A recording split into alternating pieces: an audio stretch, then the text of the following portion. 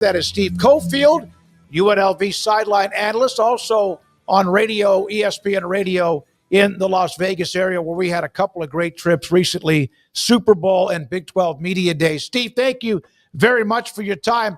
I know that with Dan Mullen there, people are excited, but how much initially when Barry Odum left was it a disappointment? Oh, I think it was a disappointment for a little bit, but there's a reality that he was doing such a good job that someone real big could come along. And then once we found out the salary in the area, I mean, there were some people who were bitter, but he couldn't turn it down. He was making a $1.75 million. He got boosted to $6 million a year. I don't know what the buyout is early. It might be $30 million total. I think he's got a 6-year, $36 million deal. So UNLV fans kind of realize where they are in terms of funding. But I will tell you the latest update with Dan Mullen is, one, they cobbled together enough money to double what they're paying to Barry Odum. And from what I hear, Dan Mullen's come in and he's done a lot of fundraising. So it doesn't mean Dan Mullen's going to stay here for 5 years, but until we get more clarity on what UNLV football is and where it's going to land in terms of a conference, they're kind of in that spot where they can only pay so much. So Barry Odum was going to leave at some point. Do you think that the Pac-12 is where most fans would want to be, or given that the Pac-12 is a new thing, do they not see much of a difference between that and where they are now? I'd say support to go to the Pac-12. It's really just an educated guess because, you get in these kind of internet, social media bubbles, and you hear from a lot of people who are hardcore UNLV fans. So I would say maybe 60-40 support to go to the Pac-12, but I think the 40 that aren't that keen on going to the Pac-12 understand the situation, and you kind of nailed it on the back end of your question. Is the Pac-12 a gigantic step up? Does it lead in terms of a path to get into whatever the Power Four looks like automatically down the road? Is the Pac-12 going to be included back in a Power Five? I don't think so. So I think a lot of fans are kind of realistic, and those who follow it really closely understand that UNLV would be spending a lot of money to get out of the Mountain West Conference. And right now, their money situation could be really interesting depending on a lawsuit that has been waged and negotiated over between the Pac-12 and the Mountain West. The Mountain West actually kind of bent over and gave Air Force and UNLV a lot of money. That's what they're promising. Now they have to get the money from the Pac-12, but the money situation in the short term is kind of paramount because UNLV, just like a lot of schools, are spending a lot of money to keep up with the Joneses. So they're incurring debt, and this is a way to get them out of the debt. And then they hope in 4 or 5 years an invite comes from whatever the Power Four is, if it's like a big 80, if it's a big 50 with a second 50. But I think a lot of the fans realize, and I think the university realizes that if they have the money in hand from the Mountain West Conference, they'll be fine, and they can kind of make their way in a lesser Mountain West Conference and potentially still get into the CFP if they're the best group of 5 or group of 16. How embraced has UNLV become locally as they've driven more resources and they're trying to make big moves? I mean, as somebody there in Las Vegas, can you explain to us outsiders that don't know any better, what does the local support look like, and how much could it be better, or is it good enough, or just kind of how do you view all of those things? No, it needs to get a lot better from a money standpoint. I think the new donors have stepped up, so their money situation is getting better. I don't know that they're ever going to have a base here where, they can be Texas Tech and have tens of millions of dollars. And they do have billionaires here, so if they could hook one of them, maybe they could be like, what's his name, Cody Campbell. Mm-hmm. I think fan support is growing. They're in competition with the NFL. They're in competition with the Vegas Golden Knights. But last year showed some signs. I didn't think the attendance was a big enough jump for the good games. And keep in mind, they're playing at Allegiant Stadium, so the place holds 65,000 with the luxury seats. For the good games, they were getting about 32 to 42,000. I mean, could that bump up? They're hoping for more than 50,000 against UCLA in their home opener. So the support is there. But, Vegas, there's a lot of things to do, just like a lot of places. Right. You got to win. They love winners here.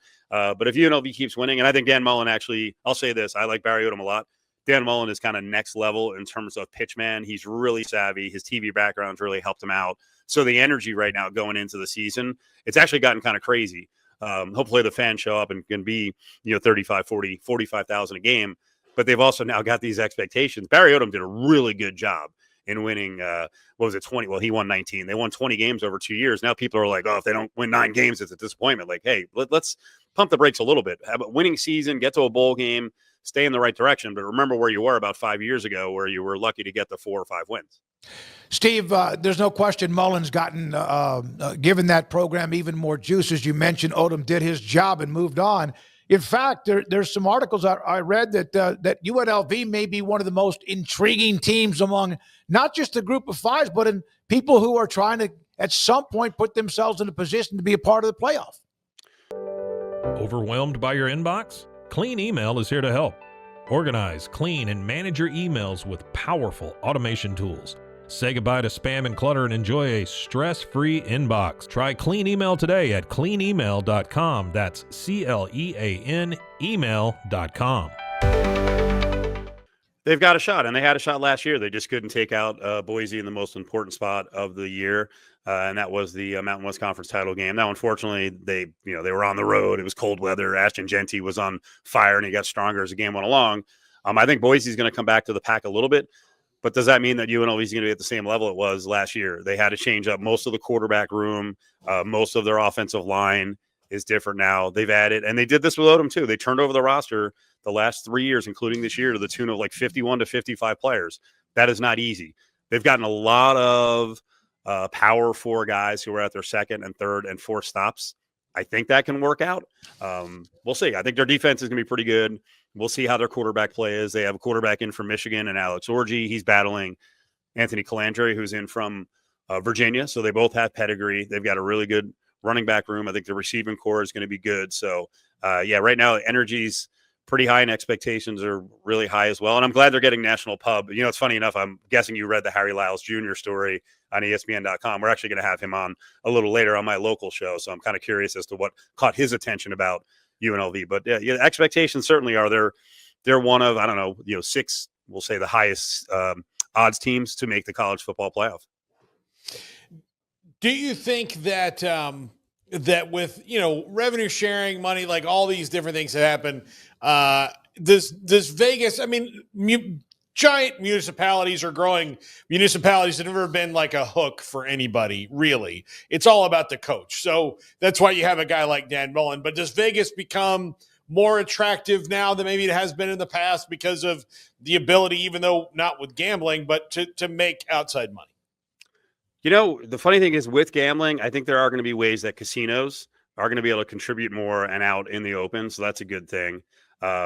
Vegas is, I've been here for 30 years, and over the last 20, it's always felt like, and I think it's viewed as a bigger market than it is.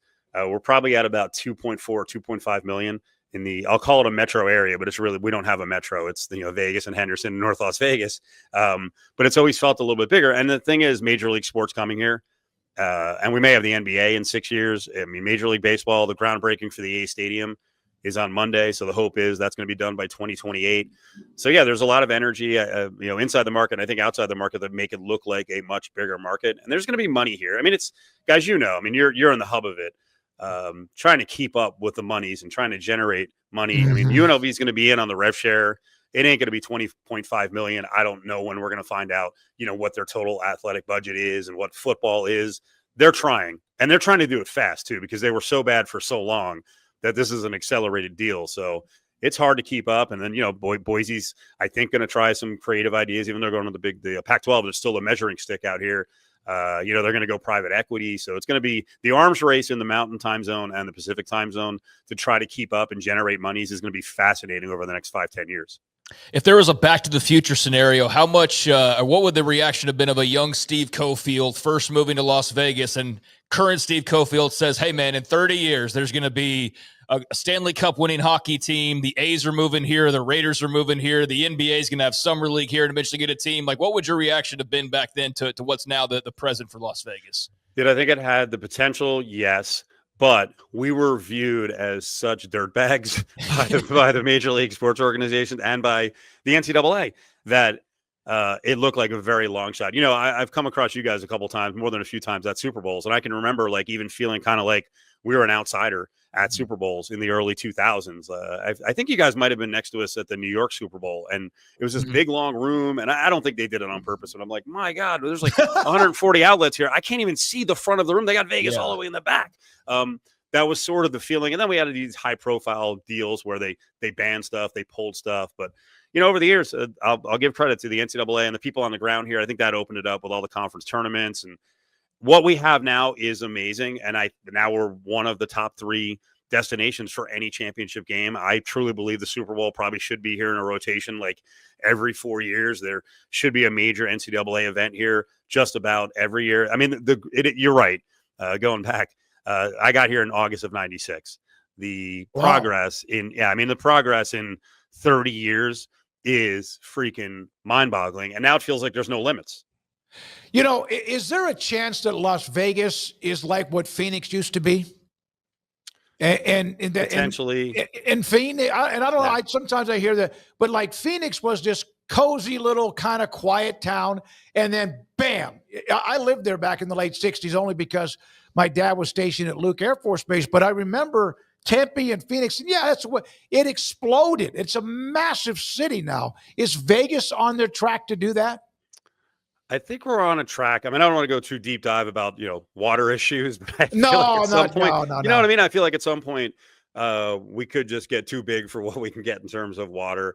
I don't think we'll ever be as big as Phoenix. Phoenix, for people who haven't been there, and you said you live there, it's incredible. Like I don't even know how to go from, if you went diagonally either direction, you're like, I don't even know how long it would take. Vegas is still relatively cozy, but here's the thing: once you get out of what you think Vegas is, there is a lot of desert and a lot of flat land, and I think they could build on a lot of it. If you know Vegas, on the way to California is a couple of cities, Jean and Prim. I think eventually, might be 25 years from now, there's going to be a pretty decent population of people who live out there. So, yeah, it has the potential. But as I said earlier, it's never going to have this, metro area of like 8 million, but could it be a city in the desert that has a population of 3.5 or 4 million? Probably. And listen, if we have 4 major league sports here on the ground and we can support it and people are going out and the tourists, that's the biggest thing. We need the tourists to come for all these games. And tourism is still strong 20 years from now. Yeah, sky's the limit. It is great. We had such a good time. We were there for Big 12 Media Days about a year ago. We were there for the Super Bowl before that. I'm so happy for what Vegas has got now. And especially, I was going to ask it. Craig brought it up and Paul, but I mean, the change in the last 8 to 10 years and what's happened there. You've been there for 30, so you've seen it from the ground up. Yeah, it's nuts. And I mean, even as an example of just doing a sports talk radio show here, the show has changed immensely because I was doing some national radio really early in my career, and I was like, oh, cool. Well, we're in Vegas. We'll stay here and do national radio, which I'm comfortable with. And we did a lot of national radio. And then we had, some local topics. But a lot of the local topics we used to talk about, guys, even like 10 years ago, on a day-to-day basis, I'm like, crap, can I squeeze this in? There's just so much going on. And then when you have an NFL team, you have to talk NFL almost every day. NFL has to be king. I love college football. It's the change over the years and what we used to cover and do here from a media standpoint. The fact that, today I reached out to the A's PR firm, and it's like, I'm going to go to another groundbreaking. And it used to be big groundbreakings for hotels, but now you're breaking ground for a baseball stadium. And then we're talking about where's the arena going to go, and 3 different options for the NBA, and new casinos are coming. Are they going to have different venues? I mean, this place has gotten so crazy in terms of what it can host. I can't even keep a count of how many arenas we have that will hold like 9,000 or more. Then short of that, how many buildings we have that hold 5,000 or more. It's incredible. And, and you can see we're diversifying what we are. It's not all gambling anymore. And there's regular life away from the Strip. And we just, the events just don't stop. And there's something going on pretty much every weekend here. Yep.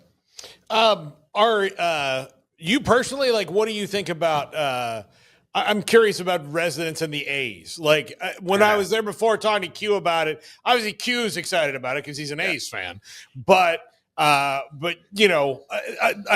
kind of told me that everybody was kind of split on it, where they're like, all right, I guess. Well, I think people are very cynical because forever, now we're getting these major league teams here. Forever, we were kind of used as that negotiating pawn. Mm-hmm. And there's also the complication of John Fisher's not a great owner. The A's aren't a winning organization, and I'll admit it right out. I mean, I think this is a pretty good sports town, but it is a front-running town. Whatever the hot team is, whatever the winning team is, that's what people are going to show up for. So when the A's get here, it's going to be a cool novelty for 3 or 4 years. Tourists will come here, but they're going to need locals to go out there. But that said, I think there are a lot of transplants who are baseball fans, and they have their own teams. And listen, I'm a Yankees fan. I grew up in New Jersey, but I respect what the A's have been up until this Fisher era of like the last 10 years. So I don't have any problem, kind of backing the A's and hoping they do well. And we cover the A's. We're trying to cover them more and more, but right now they're kind of out of sight, out of mind. It's a weird deal. I think they should have just moved here and built the excitement for 4 years at our minor league park instead of landing in Sacramento, where it seems like Sacktown already is like, please leave. We don't like you. We just feel like you're a stopping off point. So I think baseball will do well here. And I'll say the other thing, we need it. Tourism is changing. Like right now with the economy, we're slowing down a little bit. So I think the summer is going to be a little slower. It would be cool to have whatever the dates would be for, May, June, July, and August. If we're talking about, 35 or 40 home dates, that would be gigantic, especially on weekdays. So we need it from an economy standpoint, and I think people will support it. I'm stoked. I'm a big baseball fan. My biggest thing is make sure you give me a team and an owner that's going to try to compete. If you don't win, that's one thing. But if you're going to be at the bottom of baseball and then cry poor, you can't do that once you come to Vegas. And we're going to wind up giving them, like, with the road work, over $500 million. We're making an investment in the team. You can't turn around and not spend money on the team. You got to be good. Yeah, you don't want to. It's not a small market team that has sometimes that written excuse or that excuse because they don't have the budget. Because you got money. Huh? So Raiders 1, Golden Knights 2. What is 3 when it comes to the importance in Vegas for sports fans? UNLV basketball or what? No. Okay. UNLV football is ahead of UNLV basketball. UNLV basketball just hired a new coach too, and Josh Pastner, who was at Memphis and Georgia Tech and has Arizona roots. No, they're the ones who've really fallen victim to the Golden Knights, being so good so early. UNLV basketball last year was starting to draw like 4,000, and that's Tark's building. That place holds like 17,500, so they got to bounce back. But I'll tell you this: if they win, I think people will come back and they will love basketball again. It's hard to name. The thing is, the Raiders are so far ahead of everything because it's NFL. Even if they don't have a ton of fans on the ground, it's just so gigantic. Then you're right. I think it is VGK. And then there's a good debate. I mean, but like way behind would be UNLV football, the Las Vegas Aces, although they're not very good right now, UNLV. And then, in competition with that is all the big events we bring to town. I would have said for a long time, I think it's plateauing a little bit. We know where boxing is right now. But UFC was one of our kind of local teams. The design of that whole thing has changed a little bit, but there's still room. And there's still good competition for who's going to be number 3 behind hockey. And I think NBA will come here and kill it, but certainly behind the Raiders. I know you've got a show to get ready for. If you were a visitor to Vegas, where would you stay? What hotel? We got an Airbnb the times we were there, not that far. Was it in Henderson? No, I think it was. Where would you stay? Enterprise, yeah. Where would you stay, and where would be what restaurant would you eat as far as a steak or a big seafood dinner? So, because I'm local, I prefer when I do staycations to stay downtown. Now, if you haven't been to Vegas a bunch, you got to stay on the Las Vegas Strip. Sure. So I understand that. There's good properties up on the Strip. I'd probably try to stay at some of the newer places.